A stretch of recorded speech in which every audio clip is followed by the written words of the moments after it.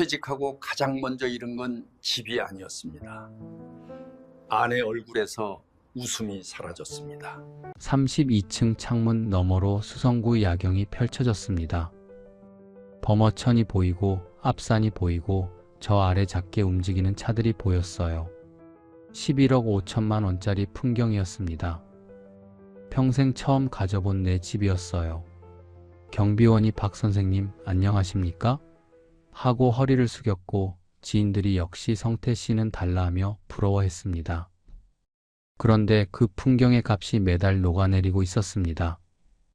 금리가 치솟으면서 이자가 115만 원에서 220만 원으로 뛰었고 집값은 11억에서 9억으로 8억으로 결국 6억 8천까지 추락했습니다. 4억 7천만 원. 32년 공직 생활 중 12년치 연봉이 콘크리트 거품과 함께 증발한 겁니다. 아내가 무릎에 파스를 붙이며 마트 파트타임을 나갔고 나는 새벽 5시에 몰래 집을 나서서 전단지를 돌렸습니다. 수성구 신축 아파트 할인 분양이라는 전단지를요. 내 인생을 무너뜨린 바로 그 시장의 광고를 내 손으로 뿌린 겁니다. 이 이야기를 넘기시면 벼락거지라는 공포가 어떻게 진짜 거지를 만드는지 영영 모르실 겁니다. 32년의 무게. 퇴직하던 날 동료들이 꽃다발을 안겨줬습니다.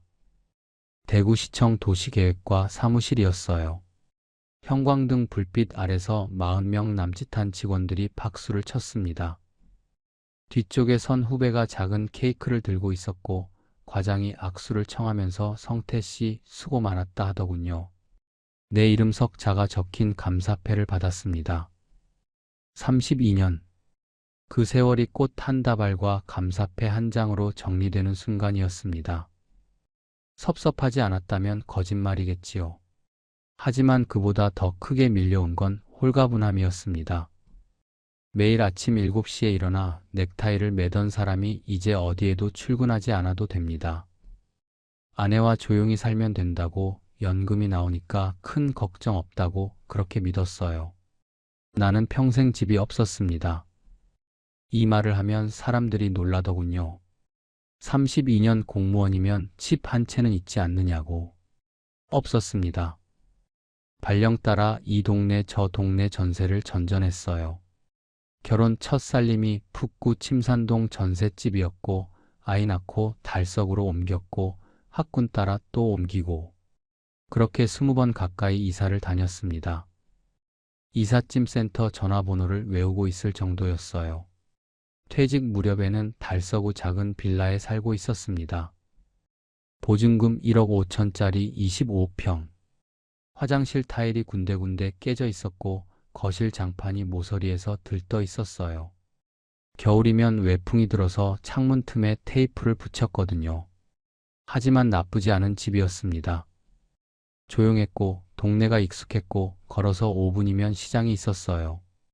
아내가 시장에서 콩나물 한 봉지를 사오면서 웃는 모습이 좋았습니다. 부끄러운 일이 아니라고 스스로 다독였습니다. 공무원은 원래 박봉이니까요. 아이 둘 교육시키고 생활비 쓰고 경조사 챙기다 보면 목돈 모으기가 어디 쉽습니까? 한 번은 아내가 우리 언제쯤 내 집을 가지나? 했는데 나는 연금 나오면 그걸로 충분해하고 넘겼어요. 아내가 그때 뭐라고 했는지 정확히 기억은 안 나지만 한숨을 쉬었던 것 같습니다. 퇴직하고 첫 한 달은 좋았습니다. 진짜로 좋았어요. 늦잠도 자보고 아내와 앞산 둘레길을 걸었고 오랫동안 못 봤던 대학 동기들도 만났습니다. 커피숍에 앉아서 2시간을 수다를 떠는 게 그렇게 사치스러울 수가 없었어요. 평생 시계에 쫓기던 사람한테 느린 시간은 그 자체로 선물이었습니다. 그런데 2달째가 되자 허전해지기 시작했습니다. 아침에 눈이 떠지면 할 일이 없었거든요. 넥타이를 맬 필요도 없고 지적도를 펼칠 필요도 없고 회의에 들어갈 필요도 없었습니다. 거실 소파에 앉아 텔레비전을 켜면 아침 뉴스가 나오고 뉴스가 끝나면 드라마가 나오고 드라마가 끝나면 점심이었어요. 그걸 반복하면 하루가 갔습니다. 사람이 할 일이 없으면 쓸데없는 데 눈이 가게 마련입니다. 그 허전함을 채워준 것이 하필이면 스마트폰 부동산 앱이었어요. 처음에는 구경이었습니다. 어차피 살 돈도 없으니까 요즘 집값이 어느 정도 되나 한번 보자, 그런 가벼운 마음이었거든요. 그런데 화면을 넘기다 보니 손이 멈추질 않았습니다. 범어동 신축 아파트 지난달 대비 3천만 원 상승. 만촌동 34평 1년 새 4억 상승. 황금동 재건축 단지 호가 12억 돌파. 숫자들이 매일 올라갔어요. 엄지손가락이 화면을 쓸어 올릴 때마다 숫자가 커졌습니다. 나는 32년을 대구시청 도시계획과에서 일한 사람이었습니다. 대구 어느 동네에 무엇이 들어서고 어느 지역이 개발되고 어느 곳에 도로가 뚫리는지 누구보다 잘 알았어요. 지적도를 펼치면 대구 전역이 머릿속에 그려졌습니다. 수성구 범어동에 신축 주상복합이 올라간다는 걸 2년 전부터 알고 있었어요. 개발 호재가 어디에 있는지, 학군이 어떻게 배치되는지, 교통 동선이 어떻게 바뀌는지 다 알았습니다. 그런데 그 지식이 정작 내 삶에는 한 번도 쓰인 적이 없었거든요. 남들은 그 정보로 땅을 사고 집을 샀는데 나는 원칙을 지킨다며 손을 대지 않았습니다. 공무원이 부동산 투기를 하면 안 된다. 그게 내 신조였어요. 그 신조 때문에 32년을 전세방에서 살았습니다. 퇴직을 하고 나니까 그 신조가 흔들렸습니다. 원칙을 지켰는데 남은 게 뭡니까? 달서구 빌라 보증금 1억 5천하고 퇴직금 1억 8천하고 예금 2억. 합치면 5억 3천. 대구 수성구 아파트 앞에서는 한없이 작은 숫자였습니다. 밤마다 앱을 들여다보면서 생각했어요. 내가 32년 전에 집을 샀으면 지금쯤 어떻게 됐을까? 그 생각이 머릿속을 떠나질 않았습니다. 그때 나는 몰랐어요. 그 생각이 씨앗이 되어서 어떤 열매를 맺을지. 벼락거지의 공포. 퇴직하고 넉 달쯤 됐을 때 오래된 친구한테 전화가 왔습니다. 민간 건설사에서 일하다 일찍 퇴직한 친구였어요. 이름을 정수라고 하겠습니다. 목소리가 들떠 있었습니다. 성태야, 나 이번에 수성구 아파트 팔았다. 세금 떼고도 3억 넘게 남았어. 나는 잘 됐네 하고 대답했습니다. 전화를 끊고 나서 식탁 앞에 한참을 앉아 있었어요. 밥이 식는 것도 몰랐습니다. 정수는 나보다 월급이 적었습니다. 건설사 현장 관리직이었으니까요. 나보다 오래 일하지도 않았어요. 50 초반에 명퇴를 당했거든요. 그런데 집 하나로 3억을 벌었습니다. 나는 32년을 일했습니다. 성실하게, 원칙대로 한 번도 어긋나지 않게. 새벽부터 야근까지 민원인한테 욕을 먹어도 허리를 숙이고 감사에 걸릴까봐 밥 한 끼도 안 얻어먹었어요. 그런데 내 이름 석자 적힌 등기부 등본 한 장이 없었습니다. 그날 밤부터 부동산 앱을 켜는 시간이 길어졌습니다. 아침에 눈 뜨면 앱부터 열었어요. 밥 먹다가도 열었고 화장실에서도 열었고 잠들기 전에도 열었습니다. 수성구 범어동, 만촌동, 황금동. 화면 속 숫자들이 하루가 다르게 올라갔어요. 오늘이 제일 싸다. 이 말이 어디서나 들렸습니다. 인터넷 카페에서도 유튜브에서도 동네 부동산 유리창에 붙은 전단지에서도 수성구는 절대 안 떨어진다. 지금 안 사면 영원히 못 산다. 그 문장들이 귓속에서 맴돌았어요. 자기 전에 천장을 바라보면 그 글자들이 떠올랐습니다. 벼락거지. 이 단어를 처음 들은 것이 2021년 봄 뉴스에서였습니다. 앵커가 이렇게 말했어요. 집을 사지 않았다는 이유만으로 상대적 빈곤감을 느끼는 이른바 벼락거지 현상이 확산되고 있습니다. 그 단어가 가슴에 콱 박혔습니다. 나였거든요. 32년을 성실하게 살았는데 가만히 있었다는 이유만으로 뒤처진 사람. 정수는 집 하나로 3억을 벌었고 나는 32년을 일하고 빌라 전세에 살고 있었습니다. 같은 나이, 비슷한 출발선이었는데 결과가 이렇게 갈렸습니다. 그때부터 잠이 잘 오지 않았어요. 밤마다 부동산 앱을 켜고 매물을 뒤졌습니다. 범어동 신축, 만촌동 재건축, 황금동 구축. 가격대별로, 면적별로, 층수별로. 내가 살 수 있는 집이 어디 있나 찾았어요. 마치 보물을 찾는 것처럼 화면을 뒤졌습니다.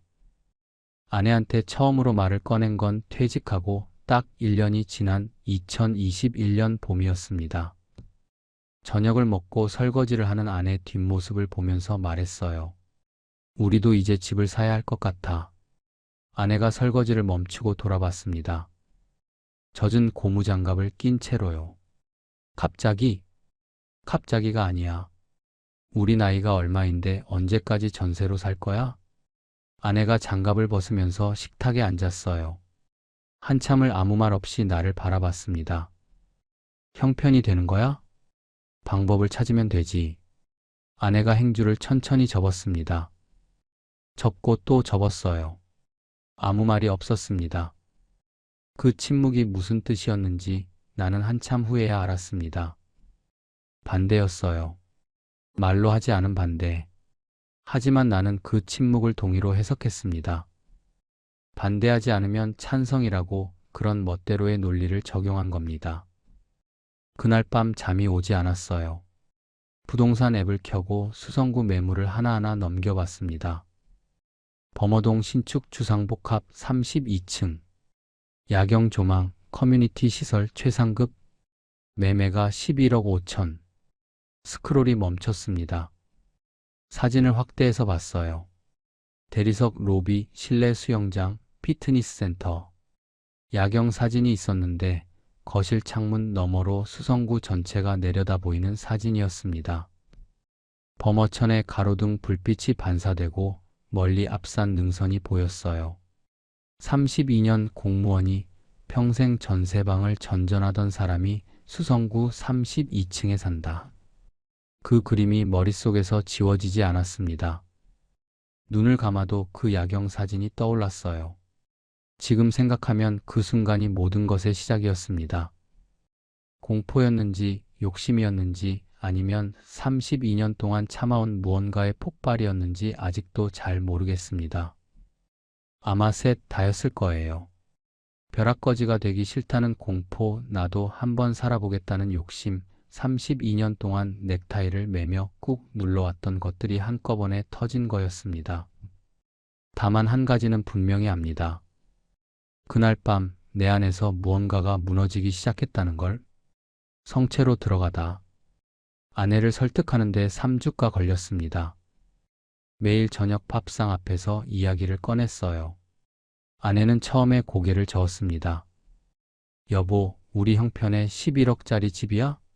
말이 돼? 아내 목소리가 떨렸어요.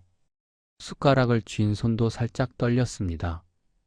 형편이 어때서?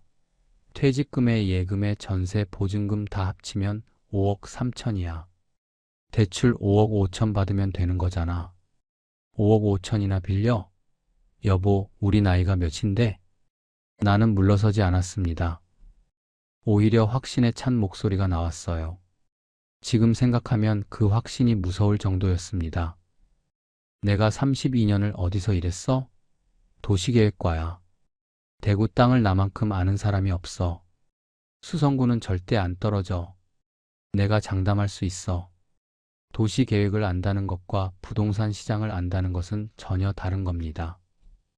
도시계획은 도로가 어디로 뚫리고 학교가 어디에 들어서는지를 아는 거예요. 부동산 시장은 금리가 어떻게 움직이고 수요와 공급이 어떻게 엇갈리는지를 아는 겁니다. 완전히 다른 영역이에요. 하지만 그때는 같은 말처럼 느껴졌습니다. 내가 대구를 안다. 그러니까 수성구를 안다. 그러니까 이 집은 안전하다. 3단 논법처럼 깔끔했어요. 깔끔했기 때문에 위험했습니다. 수성구는 투기과 열지구라 대출 규제가 빡빡했습니다. 주택담보 인정 비율이 20%밖에 안 됐거든요. 11억 5천짜리 집을 사려면 자기 자본이 9억은 있어야 한다는 계산이었어요. 우리 자본은 5억 3천, 4억이 넘게 부족했습니다. 부동산 중개사가 고개를 흔들었어요. 선생님, 수성구는 대출이 많이 안 나옵니다. 일반 주담대로는 어렵습니다. 잠깐 멈칫했습니다. 여기서 멈춰야 했어요. 대출이 안 나온다는 건 하지 말라는 뜻이거든요.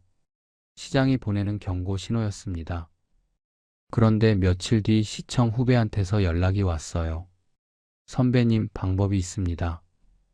제일금융권 주담대 먼저 받고 공무원 연금 담보 대출 섞고 나머지는 사업자 대출로 우회하면 됩니다. 요즘 다들 그렇게 합니다. 눈이 뒤집히면 길은 다 보입니다. 안 되는 길도 되는 것처럼 보이거든요. 시청 후배가 알려준 대로 대출을 쪼개서 받았습니다. 은행 3군데를 돌아다녔어요. 서류를 들고 번호표를 뽑고 대기 의자에 앉아서 기다렸습니다. 창구 직원이 연세가 어떻게 되세요? 물을 때마다 62입니다 하고 대답했어요. 직원이 잠깐 멈칫하는 게 보였습니다. 62에 이 금액을 빌린다고? 그런 표정이었어요. 하지만 서류가 맞으면 대출은 나왔습니다. 평생 묻어두려 했던 공무원 연금까지 담보로 잡았습니다. 연금은 내 노후의 마지막 안전망이었어요. 그걸 담보로 내놓는 순간 안전망에 구멍이 뚫린 겁니다. 알고 있었습니다. 알면서도 했어요. 제일금융권 주택담보대출 4억 1천, 신용대출과 연금담보대출 합산 1억 2천, 제2금융권 추가대출 2천, 합계 5억 5천만 원. 5억 5천이라는 숫자를 종이에 적어봤습니다. 0이 6개였어요.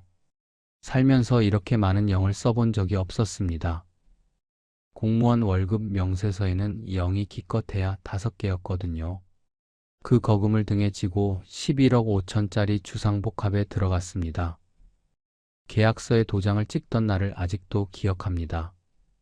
공인중개사 사무실이 좁았어요. 에어컨 바람이 서류를 살짝 날렸습니다. 중개사가 서류를 하나씩 넘기면서 설명했는데 솔직히 내용이 귀에 안 들어왔어요. 이미 마음은 굳어져 있었으니까요. 내 이름을 적고 도장을 눌렀습니다. 꾹! 빨간 인주가 서류에 찍혔어요. 손이 약간 떨렸습니다. 설렘인지 두려움인지 구분이 안 됐어요. 지금 생각하면 둘 다였을 겁니다. 옆에 앉은 아내는 계약 내내 한마디도 안 했습니다. 그냥 조용히 앉아서 내가 도장 찍는 걸 바라봤어요. 아내의 손이 무릎 위에서 깍지를 끼고 있었는데 손가락 마디가 하얗게 질려 있었습니다. 세게 쥐고 있었던 거예요. 그 손을 그때는 못 봤습니다. 아니, 보고도 무시했습니다. 2021년 8월 입주일이었습니다. 이삿짐을 들고 올라간 32층. 엘리베이터가 유난히 빠르게 올라갔어요. 층수 표시가 한 자리에서 두 자리로 바뀌고 20을 넘어 32에서 멈췄습니다. 문이 열리자 복도가 펼쳐졌어요. 대리석 바닥, 은은한 간접 조명, 벽에 걸린 풍경화. 달서구 빌라의 금간 시멘트 복도와는 차원이 다른 세계였습니다. 현관 비밀번호를 누르고 문을 여는 순간 나도 모르게 숨을 들이켰어요. 거실이 넓었습니다. 달서구 빌라 거실의 3배는 됐을 거예요. 바닥이 반질반질한 원목이었고 천장이 높았습니다. 그런데 그 모든 것보다 나를 사로잡은 건 창문이었어요. 거실 한쪽 벽이 통유리였습니다. 창문 앞에 섰습니다. 수성구가 발 아래 펼쳐졌어요. 범어천이 가로로 흐르고 그 너머로 아파트 숲이 보이고 멀리 앞산 능선이 하늘과 맞닿아 있었습니다. 저 아래서 차들이 개미처럼 움직였어요. 32년을 저 아래서 살았구나. 민원인 서류를 들고 시청 복도를 뛰어다니고 퇴근길에 시장에서 두부를 사들고 빌라 계단을 올라가고 장판이 들뜬 거실에서 아이들 숙제를 봐주고 그 모든 것이 저 아래서 벌어진 일이었습니다. 지금은 여기 위에 있습니다. 32층. 대구를 내려다보는 자리. 아내가 옆에 서서 조용히 창밖을 내다봤어요. 뷰는 좋네. 그게 아내가 입주날 한 말의 전부였습니다. 뷰는 좋다. 나머지는 모르겠다. 아내의 그 한마디가 사실은 모든 걸 담고 있었는데 나는 뷰가 좋다는 말만 들었어요. 화려한 감옥. 입주하고 정확히 한 달이 지난 날 우편함에 관리비 고지서가 들어 있었습니다. 봉투를 뜯고 금액을 봤어요. 62만 원. 나는 그 숫자를 보고 한동안 고지서를 손에 든 채 현관에 서 있었습니다. 달서구 빌라 관리비가 한 달에 7만 원이었거든요. 10배 가까이 뛴 겁니다. 7만 원짜리 집에서 62만 원짜리 집으로 왔으니 관리비만으로도 달서구 빌라 전세 이자가 나오는 셈이었어요. 거실에 앉아서 계산을 시작했습니다. 공무원 생활 32년 동안 키운 습관이 있었어요. 뭐든 숫자로 따지는 습관. 그 습관이 이때만큼은 잔인했습니다. 관리비 62만 원, 건강보험료 38만 원, 직장 가입자에서 지역 가입자로 바뀌면서 확 뛰었어요. 대출 이자. 이자를 계산하는 순간 안도가 됐습니다. 2021년 당시 금리가 2.5% 안팎이었거든요. 5억 5천에 2.5%면 월 이자가 약 115만 원. 관리비와 보험료까지 합쳐도 고정 지출이 215만 원이었습니다. 내 공무원 연금이 185만 원. 적자가 30만 원이었어요. 30만 원이면 예금에서 조금씩 뺐으면 됩니다. 여유 자금 5천만 원이 있었으니 단순 계산으로 14년은 버틸 수 있었어요. 14년이면 내가 76. 그때쯤이면 집값이 오를 테니 팔아서 대출 갚고도 남는다. 그런 계산이었습니다. 여보, 생각보다 괜찮은데? 이자가 얼마 안 나오네. 저녁 식탁에서 그렇게 말했습니다. 아내가 젓가락을 집으며 짧게 대꾸했어요. 지금이야 그렇지. 금리가 오르면 어떡해? 나는 웃으며 넘겼습니다. 금리가 뭐 갑자기 확 오르겠어? 그리고 그 전에 집값이 더 오를 거야. 아내는 더 말하지 않았어요. 밥을 먹었습니다. 젓가락이 반찬을 집는 소리만 들렸어요. 지금 생각하면 아내가 맞았습니다. 완전히 맞았어요. 금리는 올랐습니다. 아주 가파르게요.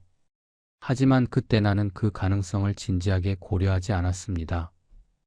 저금리가 영원할 것처럼, 집값은 계속 오를 것처럼, 수성구마는 절대 무너지지 않을 것처럼 믿었습니다. 아니, 믿고 싶었습니다. 고지서를 서랍에 넣었어요. 불편한 숫자를 서랍에 넣고 덮어버리는 습관. 그 습관이 이후에도 계속됐습니다. 이자가 오르면 서랍에 넣었고, 집값이 떨어지면 서랍에 넣었고, 통장 잔액이 줄어들면 서랍에 넣었어요. 서랍 속에 불편한 숫자들이 쌓여갔는데 서랍을 닫으면 안 보이니까 괜찮다고 생각했습니다. 현실을 외면하는 가장 쉬운 방법이 서랍이었어요. 한편으로 좋은 일도 있었습니다. 지인들한테 연락이 오기 시작했거든요. 성태형, 수성구로 이사했다고요? 축하합니다. 어머, 범어동 주상복합이요? 부러워라. 역시 성태 씨는 달라. 공무원 생활 헛하지 않았네. 전화를 끊고 나면 묘한 기분이 들었습니다. 평생 처음 느껴보는 감각이었어요. 부러움을 받는다는 것. 32년을 성실하게 살았지만 아무도 부러워하지 않았는데 집 하나로 달라졌습니다. 경비원 아저씨가 인사를 했어요. 박 선생님, 안녕하십니까? 달서구 빌라에서는 몇 동 몇 호 아저씨였습니다. 여기서는 선생님이었어요. 같은 사람인데 사는 곳이 바뀌니까 호칭이 바뀌었습니다. 웃긴 일이지만 그 호칭이 진심으로 좋았어요. 수성구민이라는 게 훈장처럼 느껴졌습니다. 32년 동안 없었던 계급장을 드디어 단 것 같은 기분. 시청에서 사무관까지 올라갔어도 이런 기분은 아니었거든요. 그 기분은 딱 한 달 갔습니다. 한 달이 지나고 두 달이 지나고 석 달이 지나면서 기분 좋은 전화는 뜸해졌어요. 대신 고지서는 매달 정확하게 왔습니다. 관리비 62만 원, 보험료 38만 원, 이자 115만 원. 숫자는 감정이 없어서 기분 같은 건 모릅니다. 그냥 정확하게 빠져나갔어요. 야경을 바라보는 시간도 짧아졌습니다. 처음에는 30분씩 창가에 서서 봤는데 한 달 뒤에는 5분, 석 달 뒤에는 아예 안 봤습니다. 야경이 달라진 게 아니에요. 야경을 바라보는 내 마음이 달라진 겁니다. 아름다운 풍경도 대가를 치르고 보면 다르게 보입니다. 매달 215만 원짜리 야경이거든요. 그 값을 치르는 게 점점 무거워지면서 야경이 짐이 됐습니다. 숫자가 무너지다. 2022년 봄부터 세상의 분위기가 바뀌기 시작했습니다. 미국 연방준비제도가 금리를 올린다는 뉴스가 나왔어요. 처음에는 남의 나라 이야기처럼 들렸습니다. 미국이 금리를 올리면 내 대출이자가 올라간다는 연결고리를 그때는 몰랐거든요. 아니, 알았는데 외면했습니다. 서랍에 넣었어요. 여름이 지나면서 상황이 심상치 않아졌습니다. 한국은행이 기준금리를 올리기 시작했어요. 한 번에 0.5%포인트씩. 뉴스에서 자이언트 스텝이라는 말이 매일 나왔습니다. 그 단어를 들을 때마다 명치 아래가 서늘해졌어요. 변동금리. 내 대출은 변동금리였습니다. 고정금리가 아니라 변동금리. 이 두 단어의 차이를 그때는 가볍게 여겼어요. 고정금리로 하면 당장 이자가 더 나오니까 당장 싼 쪽을 골랐습니다. 눈앞에 10,000원을 아끼려다가 나중에 1,000,000원을 날리는 선택이었어요.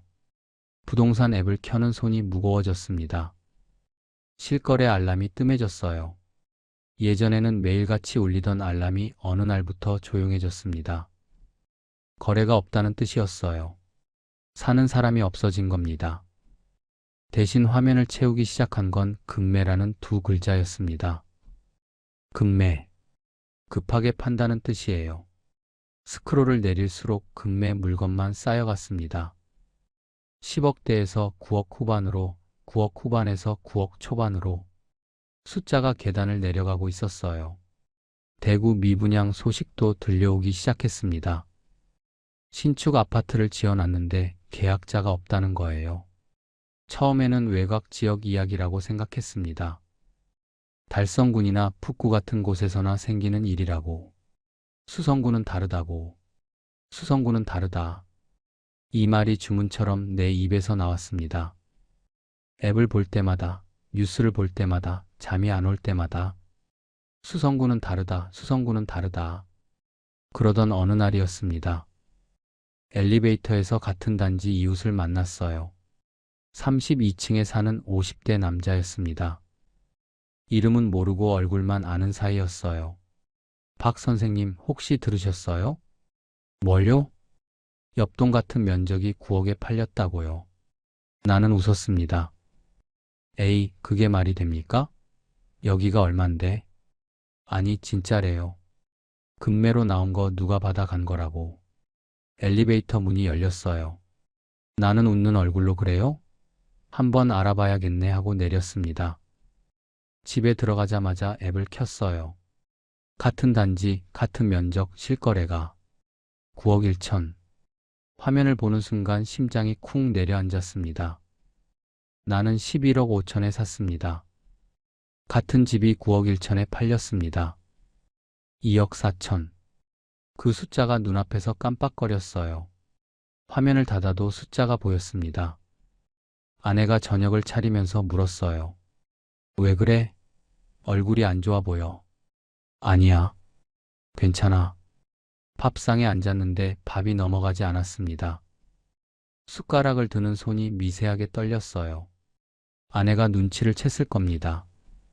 하지만 더 묻지 않았어요. 그날 밤 천장을 바라보며 계산기를 두드렸습니다. 금리도 올라 있었습니다. 2.5%였던 금리가 3.5를 넘어가고 있었어요. 월 이자가 115만 원에서 160만 원 가까이로 뛰었습니다. 관리비 62만 원, 보험료 38만 원, 이자 160만 원, 합하면 260만 원, 연금 185만 원, 매달 75만 원이 부족했습니다. 입주 때 30만 원이던 적자가 2배 넘게 불어난 겁니다. 이건 일시적인 조정이야. 어둠 속에서 혼잣말을 했습니다. 수성구는 달라. 금리가 좀 오른다고 수성구가 무너지겠어? 조금만 기다리면 돼. 스스로를 설득하는 목소리가 점점 작아지고 있었습니다. 그 목소리가 작아질수록 천장이 더 높게 느껴졌어요. 32층 천장이요. 높으면 높을수록 추락할 때 더 아프다는 걸 그때는 생각도 못했습니다. 아침이 달라졌습니다. 예전에는 커피 한 잔을 들고 설레는 마음으로 앱을 켰는데 이제는 앱을 켜기가 무서웠어요. 그래도 켰습니다. 눈을 뜨면 손이 앱으로 먼저 갔거든요. 혹시 어젯밤 사이에 실거래가가 올랐을까? 혹시 금매가 줄었을까? 매일 확인하고 매일 실망하는 일이 반복됐습니다. 금매는 줄지 않았어요. 오히려 늘었습니다. 호가도 내려갔습니다. 10억 대였던 같은 면적 매물이 9억 초반으로 내려와 있었어요. 그것마저도 팔리지 않았습니다. 아내는 뉴스에서 부동산 이야기가 나오면 텔레비전 앞에서 꼼짝 않고 앉아 있었어요. 한 번은 내가 채널을 돌리려 했더니 아내가 조용히 말했습니다. 그냥 둬. 리모컨을 내려놨습니다. 그의 겨울이 유독 길게 느껴졌어요. 32층 창문 너머로 보이는 수성구 야경은 여전히 아름다웠습니다. 하지만 그 야경을 바라보는 마음은 더 이상 설레지 않았어요. 무거웠습니다. 저 아래 불빛들이 전부 나를 내려다보는 것 같았습니다. 도시 계획을 32년 했다는 자부심이 그 겨울에 처음으로 흔들렸어요. 내가 틀린 건가? 수성구도 무너질 수 있는 건가? 그 질문을 입 밖에 내지 못한 채 나는 그냥 창밖만 바라봤습니다. 파스 한 장. 2023년이 되자 상황이 더 나빠졌습니다. 달력을 바꿔 걸면서 올해는 좀 나아지겠지 생각했어요.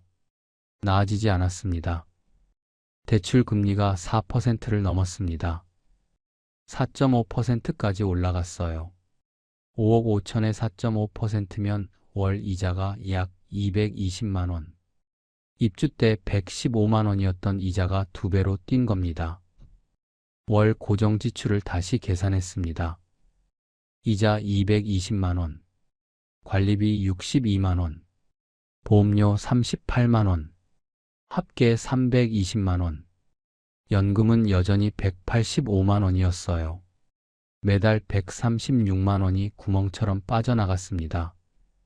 1년이면 1632만 원, 생활비 여유 자금 5천만 원으로 버텼는데 이 속도면 3년도 못 갔습니다. 실제로는 더 빨리 줄었어요. 예상 못한 지출이 계속 생겼거든요. 경조사비, 자동차 수리비, 건강검진비, 아파트 특별수선 충당금. 그런 것들이 겹치면서 통장이 눈에 띄게 얇아졌습니다. 입주 6개월 만에 잔액이 3천만 원대로 내려갔어요. 그 숫자를 보고 처음으로 손이 떨렸습니다. 5천이 6개월 만에 3천이 됐으니까 이 속도면 1년 반 뒤에는 바닥이었어요. 아들 결혼 자금으로 따로 모아둔 1억이 생각났습니다. 아들이 서울에서 직장을 다니고 있었는데 결혼할 때 보태주려고 절대 손대지 않기로 한 돈이었어요. 아내와 약속한 거였습니다. 이 돈만큼은 어떤 일이 있어도 지키자고. 그 돈에 손을 댈 수는 없었습니다. 댈 수 없었어요. 그건 내 돈이 아니었으니까요. 그러면 어떻게 해야 하나? 답은 간단했습니다. 일을 해야 했어요. 그런데 그 간단한 답을 실행에 옮기지 못했습니다.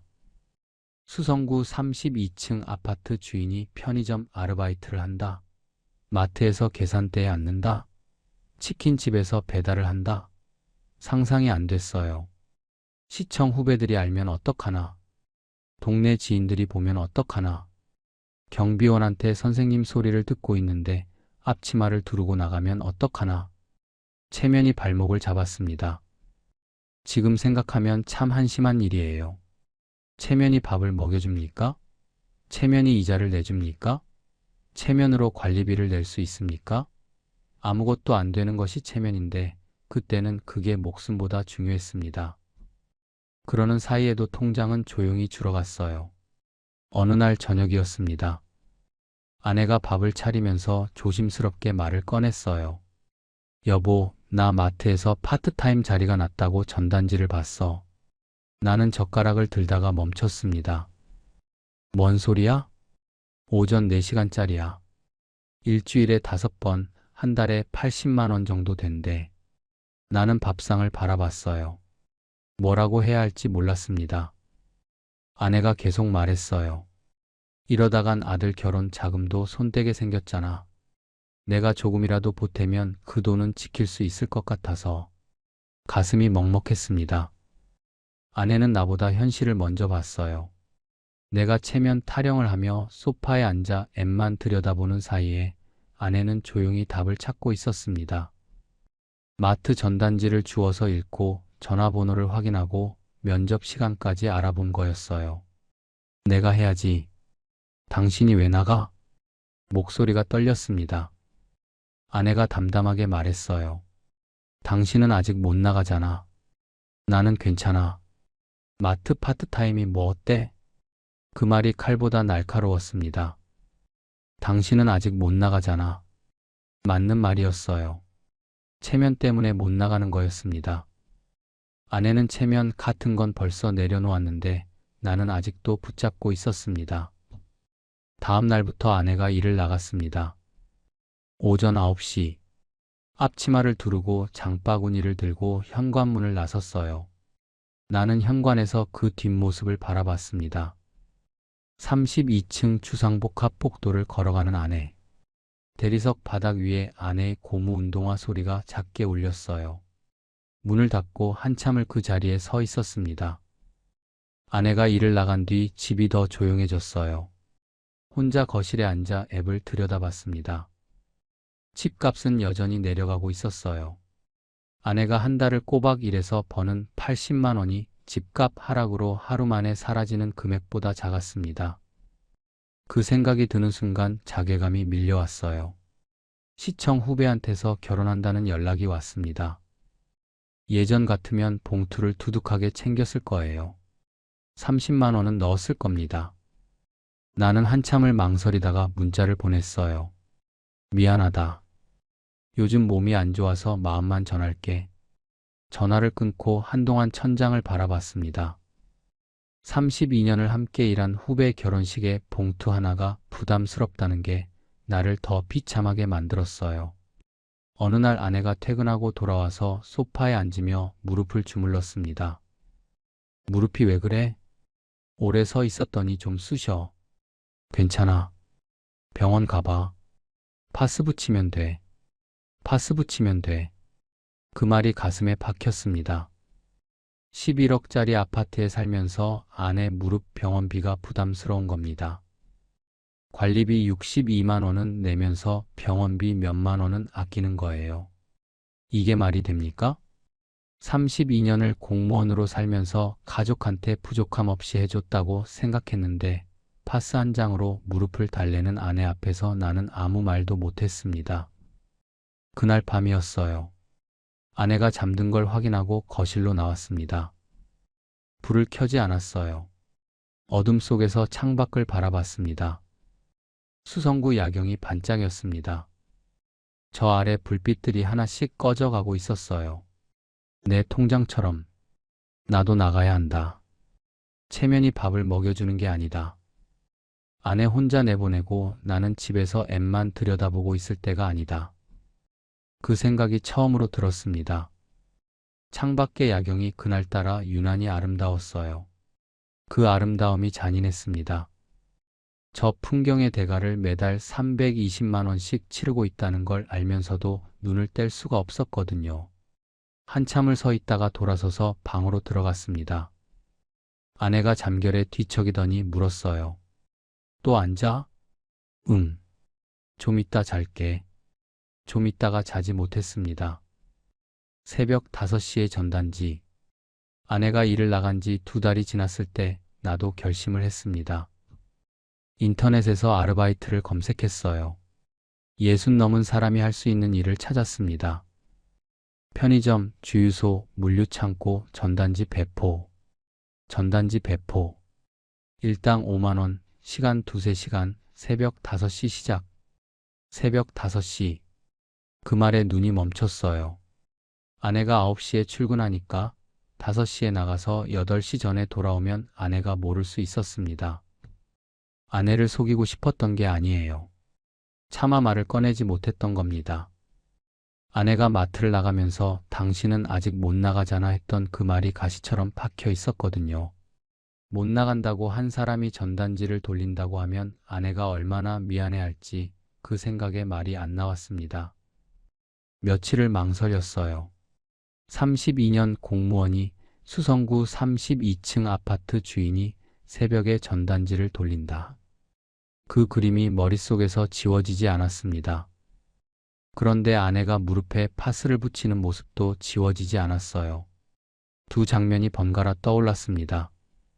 전단지를 돌리는 내 모습과 파스를 붙이는 아내의 모습. 결국 연락을 했습니다. 인터넷에서 찾은 전단지 배포 업체였어요. 나이가 어떻게 되세요? 64입니다. 괜찮아요.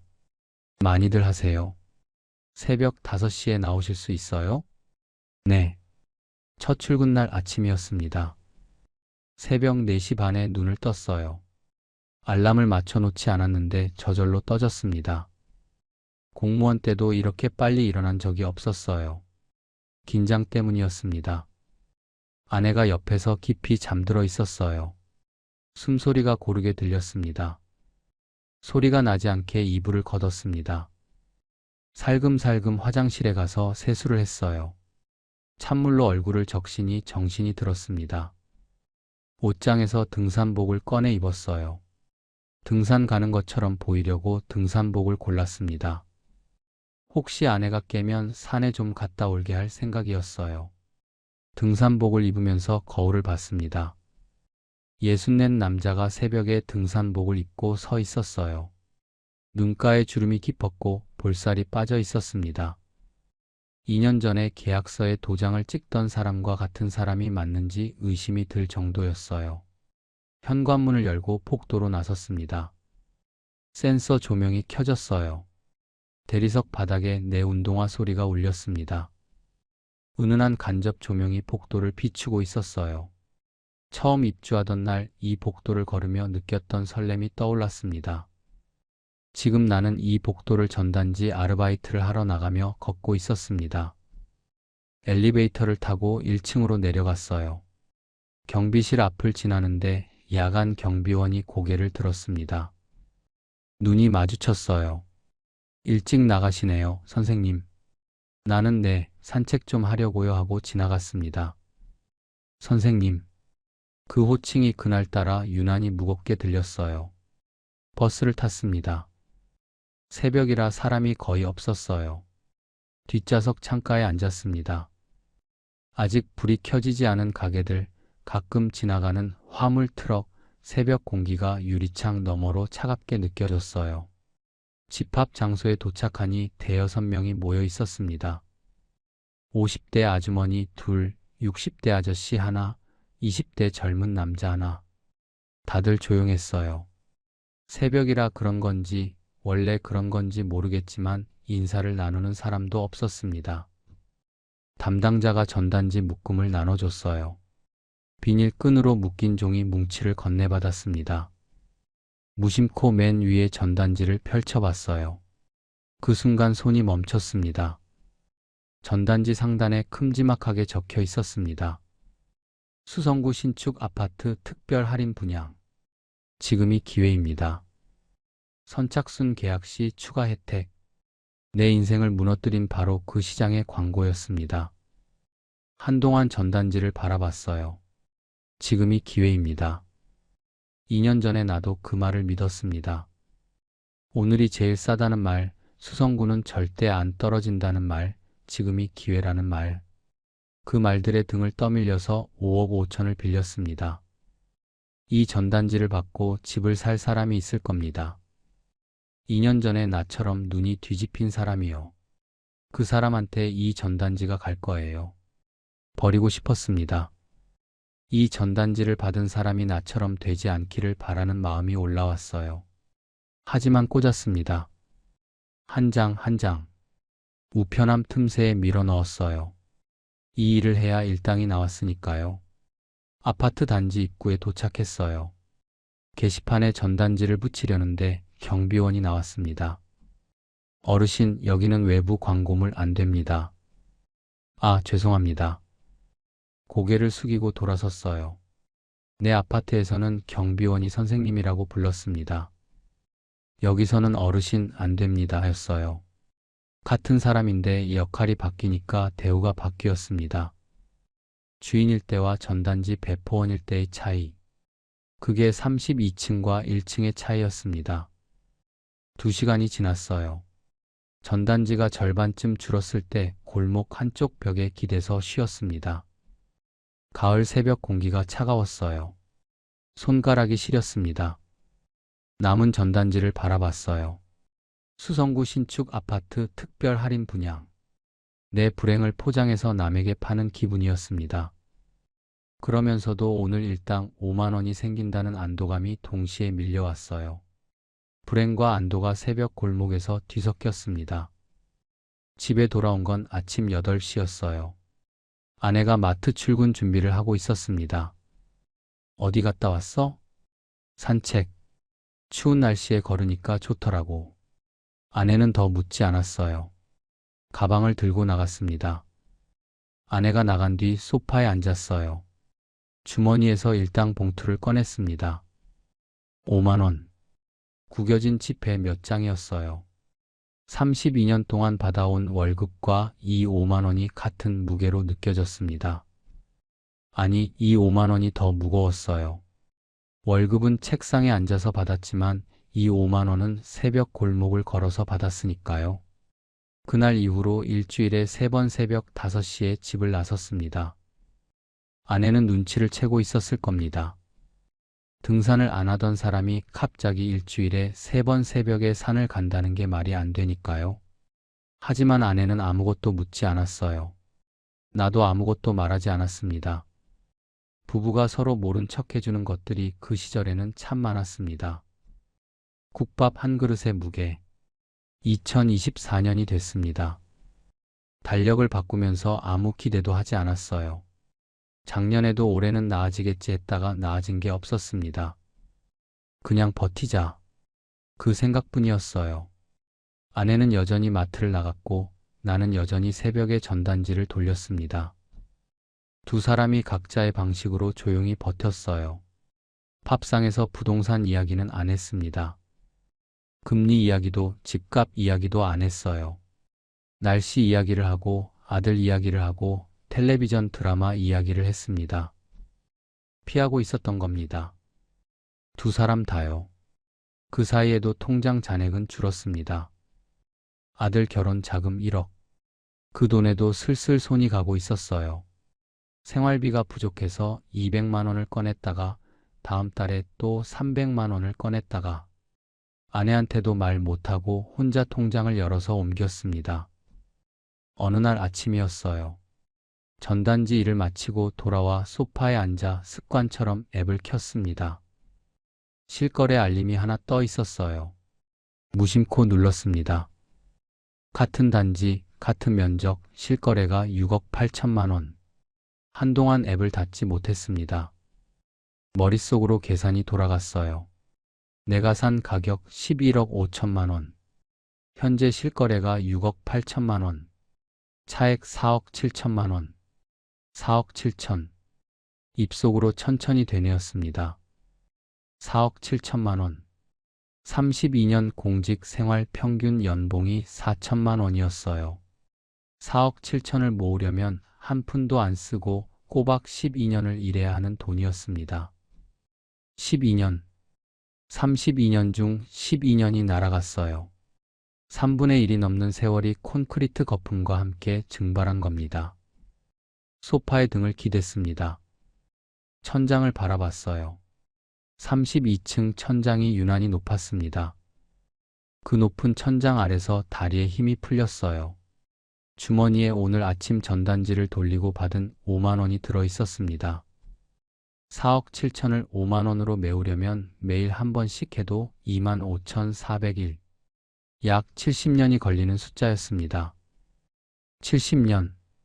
내가 다시 태어나서 평생을 전단지만 돌려도 못 메우는 구멍이었어요. 그날 저녁이었습니다. 아내가 퇴근하고 들어왔어요. 거실 불이 꺼져 있었습니다. 왜 이렇게 어둡게 있어? 아내가 불을 켰습니다. 내 얼굴을 보더니 표정이 굳었어요. 무슨 일 있어? 한참을 말하지 못했습니다. 어떻게 말을 꺼내야 할지 몰랐어요. 4억 7천이라는 숫자가 입안에서 돌아다니는데 밖으로 나오지 않았습니다. 아내가 옆에 와서 앉았어요. 여보. 그 한마디에 핸드폰을 내밀었습니다. 부동산 앱 화면. 실거래가 6억 8천만 원. 아내가 화면을 들여다봤어요. 한참 동안 아무 말이 없었습니다. 나도 말하지 않았어요. 거실에 두 사람이 앉아서 그냥 조용히 있었습니다. 한참 뒤에 아내가 먼저 말했어요. 얼마나 떨어진 거야? 4억 7천. 아내가 숨을 들이켰습니다. 그리고 다시 조용해졌어요. 그 돈이 어떤 돈인지 두 사람 다 알고 있었습니다. 아들 결혼 자금 1억의 4배가 넘는 돈이었어요. 평생을 아끼고 모으며 살아온 두 사람의 노후가 통째로 사라진 금액이었습니다. 아내가 말했어요. 우리 어떻게? 대답하지 못했습니다. 어떡하긴. 답이 없었어요. 그날 밤 아내가 울었습니다. 소리를 죽이고 울었지만 알 수 있었어요. 이불 속에서 어깨가 떨렸거든요. 나는 천장을 바라보며 그 소리를 들었습니다. 나도 울고 싶었어요. 그런데 눈물이 나오지 않았습니다. 너무 멍해서 눈물도 안 나왔어요. 32년을 성실하게 살았습니다. 단 한 번도 원칙을 어긴 적 없이 묵묵히 살아왔어요. 그런데 마지막에 딱 한 번 욕심을 부렸습니다. 평생 없었던 내 집 하나 가져보겠다고. 벼락거지는 되기 싫다고. 수성구민이라는 훈장 하나 달아보겠다고. 그 한 번이 12년치 노동을 지워버렸습니다. 아내의 어깨가 조금씩 잠잠해졌어요. 새벽이 가까워지고 있었습니다. 그때서야 눈물이 한 줄 흘렀어요. 소리도 없이 조용히. 다음 날 아침이었습니다. 아내가 아무 일 없었다는 듯 밥을 차렸어요. 나도 아무 말 없이 밥상 앞에 앉았습니다. 어젯밤 이야기를 꺼내지 않았어요. 밥을 먹다가 아내가 조용히 말했습니다. 여보, 이제 팔아야 하지 않겠어? 숟가락을 내려놨어요. 집을 내놨습니다. 8억에 내놨다가 연락이 없었어요. 7억 5천으로 내렸다가 또 없었습니다. 석 달이 지났어요. 매수 문의가 한 건 들어왔다가 사라졌습니다. 결국 6억 8천에 계약이 됐습니다. 매수자는 40대 부부였어요. 설레는 표정으로 집을 둘러봤습니다. 아내가 창문 앞에 서서 와, 야경이 예쁘다 했어요. 2년 전 우리 모습이었습니다. 그 모습을 보면서 아무 말도 하지 못했어요. 계약서에 도장을 찍었습니다. 이상하게 손이 떨리지 않았어요. 4억 7천은 이미 오래전에 사라진 돈이었으니까요. 확인하는 절차일 뿐이었습니다. 이사하던 날 마지막으로 빈 거실에 혼자 섰습니다. 짐이 다 빠져나간 거실이 넓었어요. 발소리가 울렸습니다. 창문 앞에 섰습니다. 수성구가 보였어요. 범어천, 앞산, 작게 움직이는 차들. 처음 입주하던 날 이 창문 앞에서 32년을 저 아래서 살았구나 했었지요. 이제는 다시 저 아래로 내려가는 거였습니다. 오래 서 있지 않았어요. 돌아섰습니다. 현관문을 닫았습니다. 비밀번호 자판 위에 손가락을 올렸다가 내렸어요. 더 이상 이 집의 비밀번호를 누를 일은 없었습니다. 이사한 곳은 달서구 작은 빌라였습니다. 보증금 2천만 원, 월세 35만 원, 방 2개. 퇴직할 때 살던 바로 그 동네였어요. 이삿짐을 옮기고 빈 방에 두 사람이 앉았습니다. 벽지가 낡았고 장판에 자국이 있었고 창문 너머로 골목이 보였어요. 한참을 아무 말 없이 앉아 있다가 아내가 말했습니다. 밥 먹으러 가자. 나간 곳은 동네 국밥집이었어요. 7,000원짜리 돼지국밥. 뚝배기가 나왔습니다. 뚜껑을 열자 김이 올라왔어요. 파 송송, 고춧가루, 된장. 숟가락을 들었습니다. 한술 떴어요. 따뜻했습니다. 속이 편했어요. 이상했습니다. 32층에서 수성구 야경을 바라보며 먹던 어떤 밥보다 이 국밥 한 그릇이 맛있었어요. 위장이 편했고, 목이 편했고, 마음이 편했습니다. 아내가 국밥을 한술 뜨더니 말했어요. 맛있다. 나도 고개를 끄덕였습니다. 응, 맛있네. 오랜만에 두 사람이 편하게 밥을 먹었어요. 서로 아무 말을 안 해도 편안했습니다. 수성구에 살던 3년 동안 이런 저녁이 단 한 번도 없었다는 걸 그 국밥집에서 처음 깨달았습니다. 국밥집을 나서면서 아내가 내 팔을 꼈어요. 오랜만이었습니다. 수성구에서는 한 번도 팔짱을 낀 적이 없었거든요. 야경이 너무 아름다워서 풍경만 봤지 옆에 있는 사람은 안 봤던 겁니다. 달서구 골목이 조용했어요. 가로등 불빛 아래를 두 사람이 천천히 걸었습니다. 야경은 없었어요. 그냥 평범한 골목이었습니다. 그런데 그 골목이 전혀 초라하지 않았습니다. 이사하고 달라진 것이 있었어요. 밤에 잠이 옵니다. 수성구에서 3년 동안 단 하루도 편하게 잠든 적이 없었는데 달서구 빌라에 온 첫날 밤 눕자마자 잠이 들었어요. 아침에 눈을 뜨면 부동산 앱을 켜지 않습니다. 커피를 끓이고 창밖을 바라봐요. 골목이 보입니다. 출근하는 사람들, 등교하는 아이들, 천천히 산책하는 어르신들. 그게 전부인데 마음이 편합니다. 아내한테 전단지 일을 고백했습니다.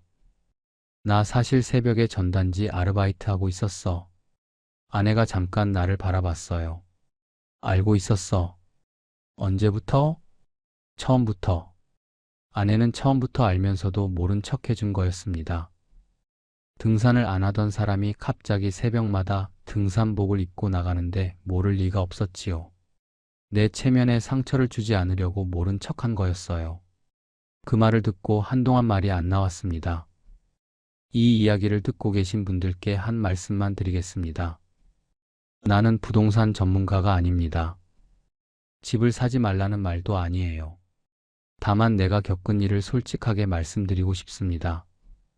벼락거지가 되기 싫다는 공포, 수성구민이라는 훈장을 달고 싶다는 욕심, 오늘이 제일 싸다는 말에 흔들린 마음, 그 세 가지가 나를 11억 5천짜리 성채로 밀어넣었습니다. 부동산 앱의 숫자는 팔기 전까지 화면 속 숫자일 뿐이에요. 10억이라고 찍혀 있어도 내 손에 들어오기 전까지는 그냥 빛나는 점에 불과합니다. 나는 그걸 너무 늦게 알았어요. 진짜 자산이 뭔지 이제는 압니다. 오늘 내 손으로 번 5만 원, 아내와 함께 먹는 7,000원짜리 국밥, 밤에 눕자마자 찾아오는 잠, 아침에 커피 한 잔 들고 창밖을 바라보는 여유, 아내가 내 팔을 끼고 골목을 걷는 저녁, 이런 것들이에요. 11억짜리 아파트에 살면서 아내 무릎 병원비를 못 냈습니다. 2천만 원짜리 빌라에 살면서 아내와 7,000원짜리 국밥을 먹었어요. 어느 쪽이 더 잘 산 건지 이제는 압니다. 화려한 성체 안에 갇혀서 숨막히게 살았던 사람이 드리는 마지막 말씀입니다. 집을 사지 마십시오. 삶을 사십시오. 비슷한 경험을 하신 분이 계시면 혹은 지금 흔들리고 계신 분이 계시면 댓글로 한 말씀 남겨주십시오. 그 한 줄이 누군가에게는 경고가 되고 누군가에게는 위로가 될 수 있습니다. 감사합니다.